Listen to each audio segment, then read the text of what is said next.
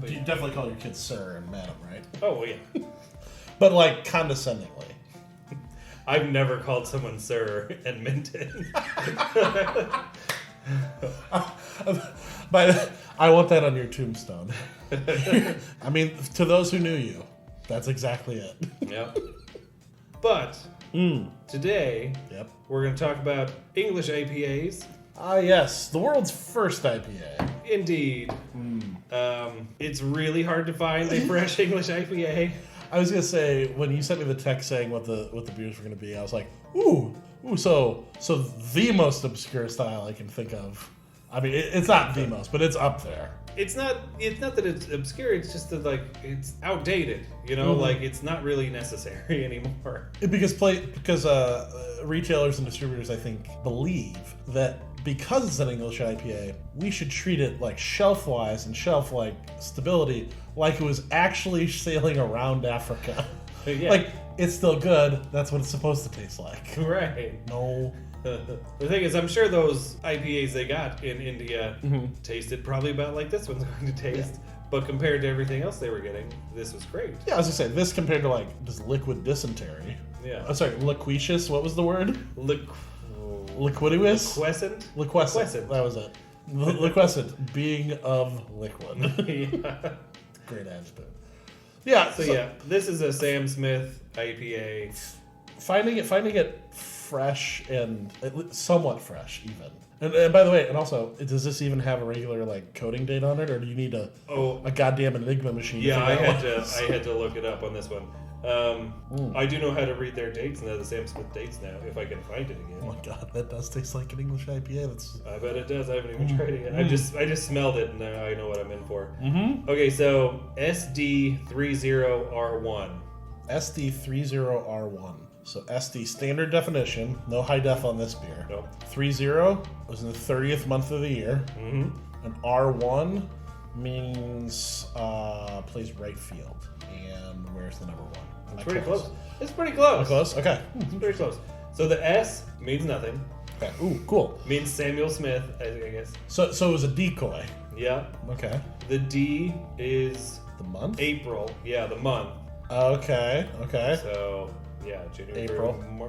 Yeah. So April. April 30th, I guess. Okay. And R1. Maybe it's. I don't remember. It's R. Maybe the year.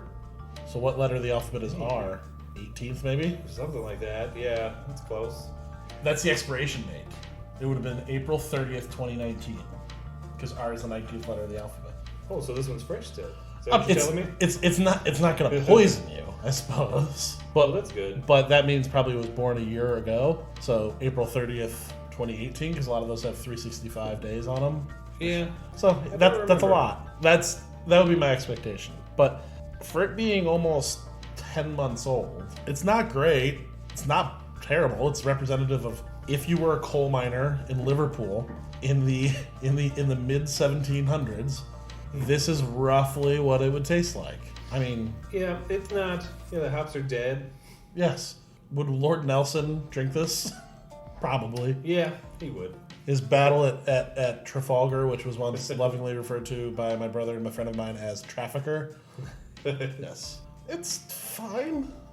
It is what it is. This is fresh from my distributor's warehouse. Yeah. So ripped from today's headlines. Yeah, this is the freshest we're gonna get. Yeah, I had initial plans to get a local brewery to, like I say, had one on tap, and then we had to postpone this, and then I was gonna go get it today at Civil Life, and they're closed on Mondays. Closed on Mondays, yeah. I was like, I wish I would have done that, but I wonder how much differently it would have been. It would have tasted fresher. I feel like the profile would have been kind of similar. Maybe, or they might Americanize it a little bit. They might use some New World hops, though. Yeah, I think that was kind of the hard part. This is actually, with the homebrewing side, is similar. Finding good, interesting English hops that are also fresh at a local homebrew store. Yeah, even that's tricky, right? Not easy. They're sitting on some of those for quite a while, and once you get down to it, you're like, ooh, Brambling Cross, and you're out of the one that actually tastes good, East Kent Goldings. Like, then you're left with like, I don't know, Summit or like some garbage. Fuggles, yeah. Give me some tight fugs, bro. Yeah.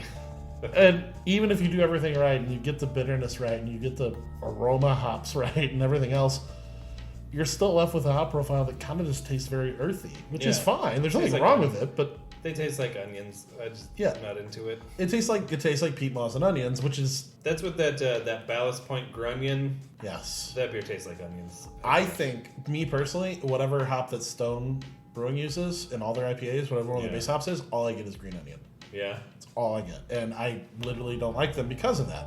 It's a problem with me. It's not a problem with the beer. But if you go through this and actually brew this in like homebrew wise, it's tough to get the balance right. Because with another IPA, and why the Americans, I suppose, are so successful, is you can take a really citrusy hop, and if it doesn't turn out the way you want, you can double dry hop it and blow everything out of the water. And they'll say like, oh, this is gonna taste good. Problem fucking solved. Yeah, this one, you can't really overload it to fix your mistake and hide your crime, so you're kind of left with what it is. And not to mention, if you're going to do this properly, you need to buy a separate English malt, which is 25% more expensive than a standard malt. Yeah. So it tastes better, but yeah, there's like a specific. What's like a I don't know. What? Like a specific kind of English malt that like they prefer? Yeah, it's the Maris Otter. Yeah, Maris Otter, yeah. Yeah, that one, it is Maris Otter, for instance. It's actually not that bad, but it's like, for a sack of grain, it's like $73. This would be a 55 pound. Oh, well, shit. 50 or 55 pound, but a similar like American one, you can get as low as like 40 to 50. So it's significantly more expensive, but it tastes way better. Yeah. Get that kind of breadiness, and not Brett, but bready, like baguettes. So I like this style. If you want a better version of this, I feel like I don't know a difference between like an English IPA and like you could give me Schlafly Pale right inside of this. And this will be slightly more bitter, and that'll be a little bit more sweet. Yeah. And I don't know which one I'll prefer because I really don't like that pale. But it's very English. It's almost a preferable in terms of freshness to this. Yeah. Even though I do not like it. I wish they had their X IPA out, which is actually their English export IPA. I don't know if they make that one anymore. They probably don't. I think they took the color scheme and just turned it into what they just call IPA. Oh, there you go. You see Schlafly's doing a rebrand? You've seen these rebranded Schlafly packs? No. They're god-awful. Oh, really? They're worse somehow. How is that possible? Dude, they're bad. The last time they did a rebrand, they kind of like made the font sharper, like pretty sweet. Made the font sharper, and they put a little bit of background design on them. But now that they're like a little bit more stupider design on them, and they're like less, they're more cardboardy looking packages. And wasn't it weird with that brewery, like with Schlafly, you get the idea they're going for like each beer 6-pack in bottles, which bottles are not the hotness anymore. Yeah. But you had a shelf set where there were different colors, and it was like Simon Says, like, okay, dark green is Kolsch, and orange red is pale, and whatever else. But even that they didn't really do pretty well, because then you go over and look at somebody who did it well, Great Divide. Yeah. Then you're like, that looks way better, because there's actually something interesting going on other than here's a bunch of Lego blocks. Yeah. Right? But for a while there, they had like 8 different orange packages. Mm-hmm. They had like when they transition out of pumpkin into something else. Like there's pale is orange, pumpkin is orange. Like, they had an IPA, Tasmanian IPA was orange. Yeah, TAPA was like they had like 5 different orange packages. And we're like, we have so much fucking orange of all the colors. That's right. We want everything to be just really is. Put all the orange by all the green stuff too, so green orange people are just completely confused. Oh, that'd be great. Yeah, this is one style I tried to brew a couple times. Yeah. And I think I brewed it I tried to brew something akin to it like 4 times, I think. You try to do it like traditionally, like use something like this English with hops an English IPA or an English pale. Yeah. Which essentially, an English IPA, would you say would we have been better off going with an ESB? Well, that's what I was going to say too. Like, English, the way people make English IPAs, like, they're not even really in the parameters of what the BJCP says they should be. Yeah. Because they're weaker and, they're like toned down to the point that they're not even what an English IPA should be, even if they do make them. Because I'm sitting here looking at the color of your glass right here, and I'm like, that's like Red Hook ESB color. Yeah, it's like a strong bitter or something. Yeah. And I wonder if you gave one of these to me and an ESB to me, and they're roughly the same age and everything else. Yeah. If you gave them to me blind, I'd be like, no, I like this one because it's an ESB, and I don't like this one, or how much it's just me getting inside my own head. I don't know what you call that, but if anybody made ESBs anymore, we could make that happen. It's absolutely true. One of my favorite styles that nobody makes. So yeah, it was kind of like an ESB. That Schlafly ESB that they haven't made in a couple of years. Mm-hmm. That's a great beer. That was really good. That Red Hook ESB I really liked. That was like my favorite Red Hook beer. I say like Red Hook doesn't exist anymore, but they might as well not. Their distribution's all over the place. Like when they had Long Hammer IPA 4-pack cans for like $5, like sure, all day, every day. But you're right, they don't really make that ESB that much anymore. You don't see it out in the wild. But I like those. The Schlafly one was a little bit more sweet. Yeah. At least maybe it changed. I remember when it first came out, I was like, I was in love with that beer. And then I was like, I don't like it as much. It feels like it's more sweet, or is my palate just getting more bitter? Yeah. Because let's be honest. That's the way it goes. I'm pretty bitter. That's the way it goes, and also... Getting bitter with age. Well, I'm dead inside, pretty much. So yeah, I 4 times I did it. Maybe I had, two what I'd call successes. One was really good, one was okay. And the other 2 I didn't really care for. So, it's just the way it goes. I don't really have a whole lot to say on the yeast side because get yourself an English yeast. I think some of the guys I've brewed with, they like London 5 for anybody who homebrews. Yeah. I'm a Y yeast ESB, London ESB 3. It's my personal favorite, but they're all really close to each other. Yeah. Do you have a preference in yeast like Y yeast or White Labs? Do you? If I had my druthers, it would be number 1 would be Omega out of Chicago. Yeah, I don't know them. They're good, but they're still relatively new, so their strains they tend to lean more experimental and more Americanized. Yeah. For your best bet is the Y yeast. A, I think the yeast is better, and B, they have the smack packs. You slap them, and it's a starter inside the envelope. Oh yeah. And you shake them up, and you let it sit for like a couple hours, and then you got yourself a decent sized starter. Whereas the White Labs tend to expire a little bit quicker. They come in those vials. Yeah. And it's just not enough. So if you ever use White Labs, you really should do a starter every single time.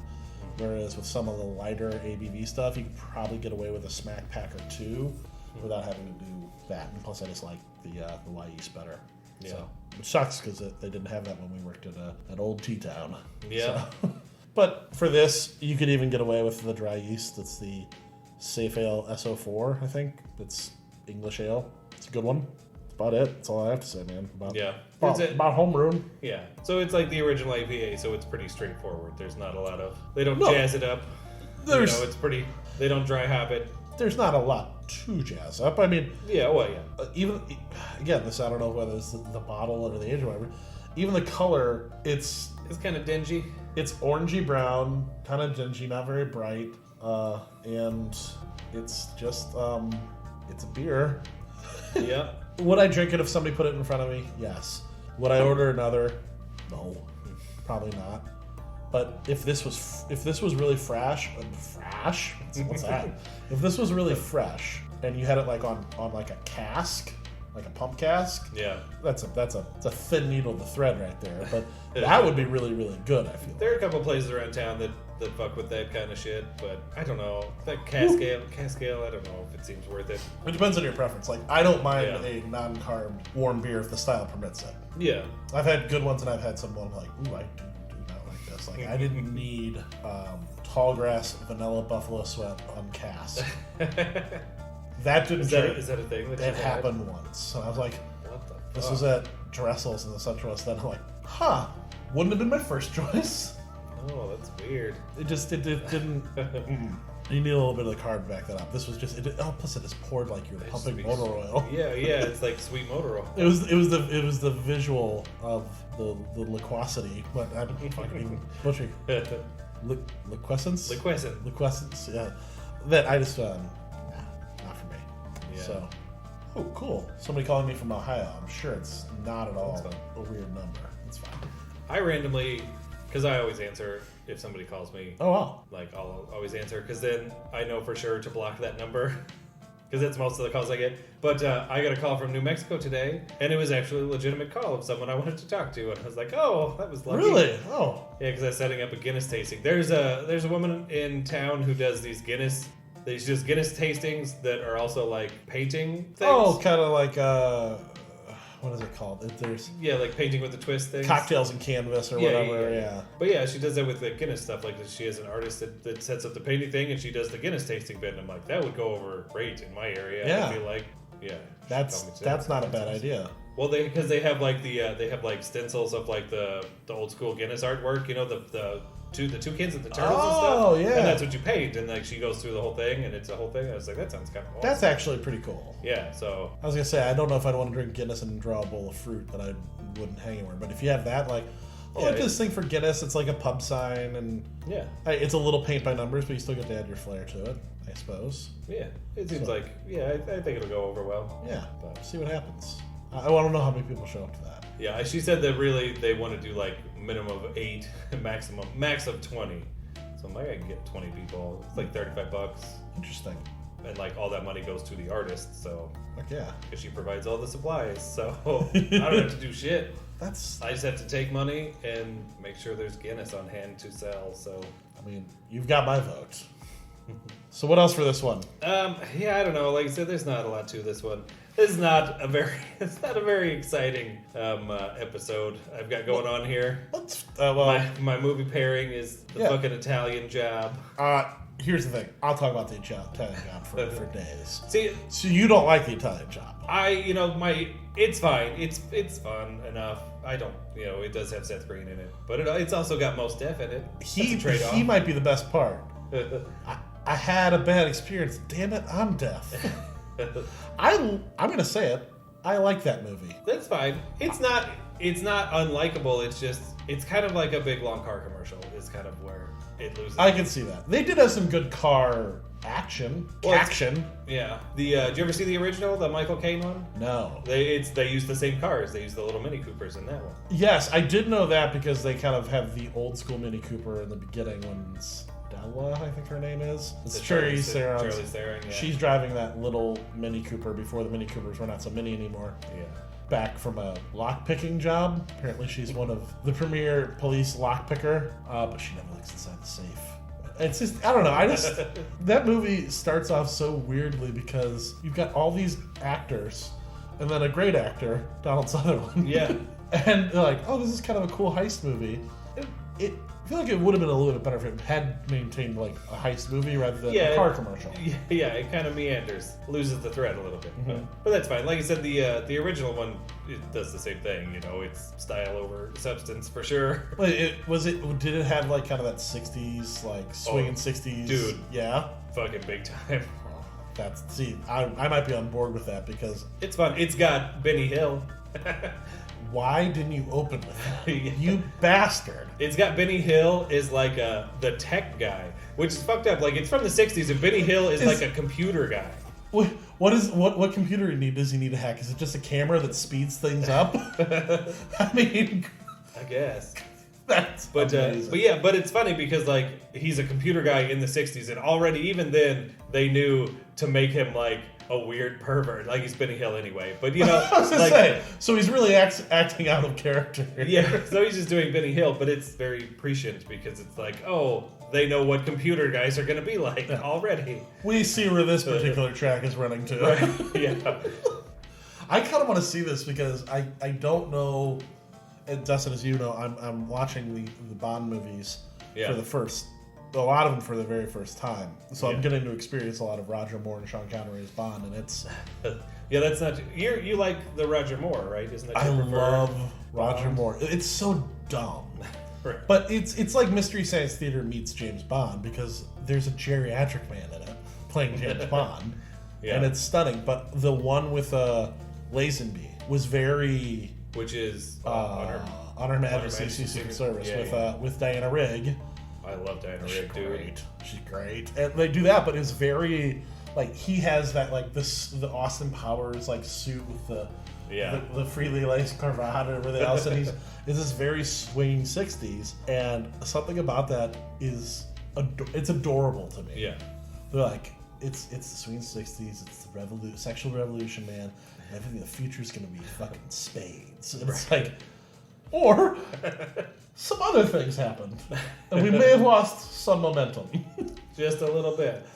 it's just I don't know whether it's Austin Powers or everything else. I just find it very entertaining to watch. And it's like, oh, this is cute. Yeah. Well, then you should definitely check out The Italian Job. I'm Job. going to, because that's just up my alley right now. Where I'm at with like a weird movie that I can drink and make fun of. Oh yeah. Oh That's yeah. it. There is it's almost like a soccer song, like a soccer hooligan song, called the fucking something Preservation Society. I can't remember now, but there's a good feels like 10 minutes of that song towards the end that will really make you want to fucking fast forward. Are you saying it was like the Bouzouki music in Hercules in New York, which they had one song and they played over the entire movie? Well, the words to the song are, it's the something preservation, it's one line. Oh, so they do the refrain and the chorus. And it's like, right. it's like a chant, and they just do it over and over and over, and it just does not stop. Please, God. Please, sir, make it stop. And you have Michael Caine. Never. Yeah. Why do we fall, Master Wayne? Yeah. Even 60s Michael Caine, he doesn't look young. He doesn't look young. And he still talks in the same accent. Oh, yeah. Maybe I can't. By the way, maybe I can't do Michael Caine because I am awful at it. Dude, I don't think there's a good Michael Caine impression. It's just fun to talk like Michael Caine. Everyone thinks they can do a good Michael Caine, but no one can actually do a Michael Caine. Yeah. Well, that's 31 minutes of garbage. Yeah, we talked about English IPAs for 2 seconds. Yeah. But like I say, I mean, what are you getting? Yeah. If you want to know more, go buy one. Well, the thing is, the most interesting thing about them is the history of them. Besides that, they're not really relevant anymore. The story of IPAs are great. Yeah. That's a great story. I mean, when people would ask, what's an IPA? And if you threw that story at them, you'd immediately sell a 6-pack or two. It's like, oh, Sure. This has an interesting story behind it. Yeah, that's cool. I just think it's funny because, when I was reading up on it, apparently they would overhop and export a lot of beers. That's where you get, Baltic porters and shit, but that's the only one that got that name, that India Pale Ale name. They made plenty of, and really they didn't get that name until they started selling them to Brits in London. When they started selling them in the country, they're like, oh, what's that? I was like, this is that India Pale Ale. It's the one we ship out. It's the one we shipped out and shipped back, so it's extra. It's extra stanky. But I just wonder if I had this 10 years ago, 15 years ago, if it would seem a whole hell of a lot more interesting. Yeah. If it's just been outclassed by modern styles. And I think the answer to that is unequivocally, yep. Yep. Yep. But whatever. Yeah. I mean, Sam Smith, you make beers. The end.